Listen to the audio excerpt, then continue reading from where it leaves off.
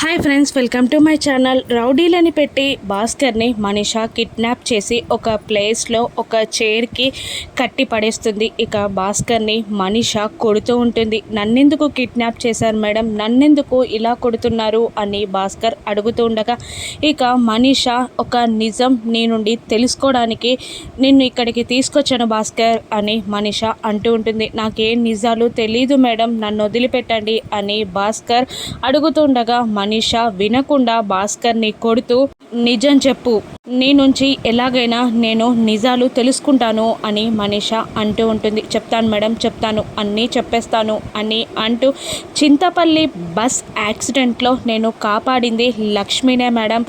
లక్ష్మియే నా దగ్గర కొన్ని రోజులు నా చెల్లెలిగా ఉంది. ఇప్పుడు మిత్ర గారి దగ్గరున్న కూతురు లక్కీ కూడా లక్ష్మి కూతురే మేడం అని భాస్కర్ మనీషాకి లక్కీ జన్మ రహస్యం గురించి లక్కీ తల్లి మనీషా అని నిజం మొత్తాన్ని భాస్కర్ మనీషాకి చెప్పేస్తాడు. దాంతో మనీషా షాక్ అవుతూ ఉంటుంది. ఇక మనీషా ఏం చేయనుంది? లక్కీకి ఏదైనా ప్రమాదం తలబెట్టనుందా? లక్కీని మిత్ర నుండి దూరం చేస్తుందా? రాను ఎపిసోడ్స్లో చూద్దాం. Thank you for